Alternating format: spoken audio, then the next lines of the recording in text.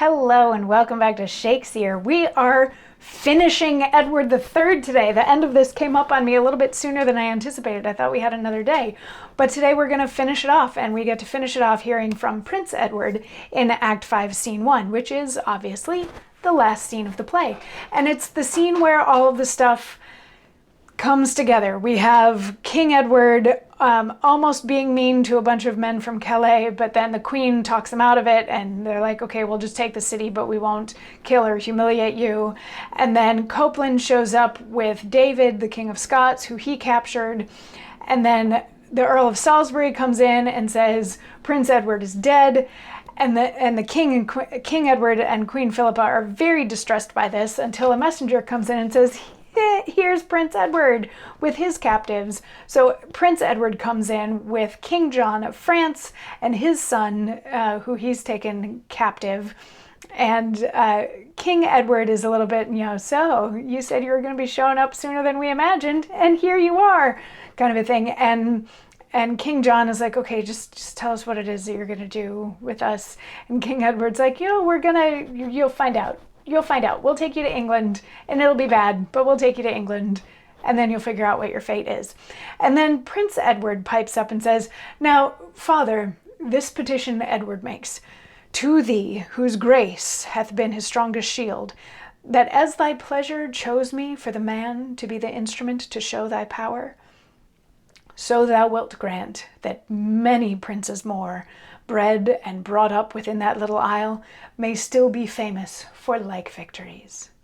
And for my part, the bloody scars I bear, the weary nights that I have watched in field, the dangerous conflicts I have often had, the fearful menaces were preferred me, the heat and cold and what else might displease, I wish were now redoubled 20-fold, so that hereafter ages, when they read the painful traffic of my tender youth, might thereby be inflamed with such resolve as not the territories of France alone, but likewise Spain, Turkey, and what countries else that justly would provoke fair England's ire might at their presence tremble and retire.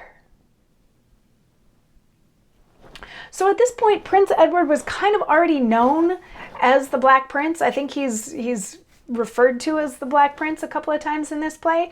But if he hasn't been, this would definitely be his origin story speech. There was a moment earlier in the play where they're sending him off to war, and he goes through this whole thing of getting his armor put on, and all of it's blessed, and he gets knighted, and he goes out to prove himself in battle, and he kills the King of Bohemia, and now he's also captured King John of France and King John's sons. So he's coming back, and he's like, Dad, if you could do me just this one favor, sort of a two-part favor, since you put your faith in me to go and do these things, to capture King Edward, all that sort of stuff, please promise me that you will give those same opportunities to all the other young men currently growing up in England, basically saying, let's keep this war going. And then he also says, for my part, what I really want is I want my story to happen 20 times over so that people are talking about how I came to be. It scares away any potential future conflicts, because the tales of who I am and what I've done are so horrific that no other country ever dares try to invade England again. So earning the name of the Black Prince, he's very war hungry at this time. And remember, he was completely surrounded, but fought his way out of it. So this is kind of a journey, kind of a moment for him, like a badge of honor that he survived this, and not only survived it, but also brought back King John. So he's like, all right, let's go do this. Let's keep fighting. Let's give other men their chance to do this. Let's keep fighting. And King Edward is like, you know what? Let's take a little bit of a break. Let's go into Calais, rest for a little while so everybody can gain their strength back, and then we'll go to war again some other time. And that's the end of the play. So some thoughts on this play.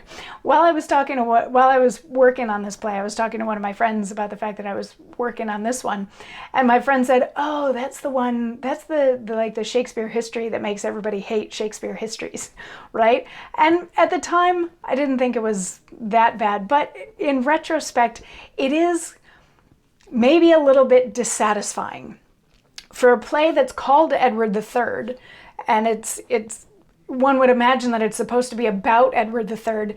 Edward really doesn't change in this play, hardly at all. He gets, at the beginning there's the whole thing with the Countess of Salisbury, but he doesn't actually go through with any of that. And maybe that's a moral awakening that he's supposed to go through, or some such thing.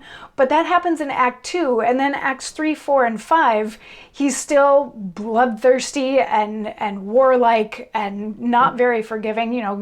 It's Queen Philippa who has to talk him down from murdering the 6 merchants of Calais at the end. And even the monologue that we had yesterday, his wrath upon finding out that Prince Edward might be dead, he wants to burn the whole world down because of that. So he doesn't really change in this play for it to be about him.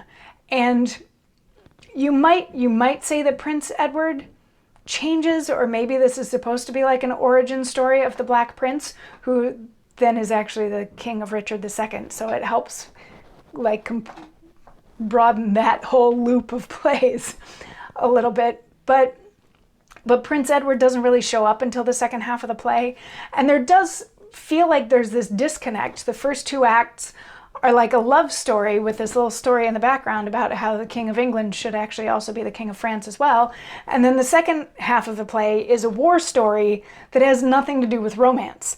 Has a little bit to do with maybe the father-son dynamic, but nothing to do with romance. So this play for a long time was considered part of Shakespeare's Apocrypha. So these plays that may or may not have been written by Shakespeare, or were maybe collaborated on. So Shakespeare and somebody else. And this one, I think they said Thomas Kidd might have been the one who wrote the rest of it. And I'm not as versed in Thomas Kidd's plays to be able to say this is a Shakespeare bit and this is a Thomas Kidd bit. And I also don't know if Thomas Kidd's plays tend to be this unsatisfying. Personally, I found this one unsatisfying because the love story doesn't really happen. It has the moral ending, but it doesn't really happen. And then the war story, nobody really, there aren't massive deaths and things like that. There could have been this great dramatic moment if Prince Edward had died, but Prince Edward didn't die. And King John didn't even die. He gets captured. So the war feels a little, and the fact that it ends with Prince Edward being, let's go fight some more, and King Edward being no, let's go have a snack. Sort of like at the beginning of the war, when all of the other troops were going off to fight, King Edward and Prince Edward sat down to have lunch. So even King Edward saying, let's take a break from all of this at the very end of the play isn't new. It's something that already happened a little bit earlier in the play. So to me, it's just a little dissatisfying. It's a little maybe incomplete. I can imagine people having loads of fun playing Edward III because he is so volatile and sort of across the board, and getting to play with trying to be romantic versus trying to be a war hero, things like that could be fun from an actor perspective to play. But it's a play that exists that maybe Shakespeare had something to do with.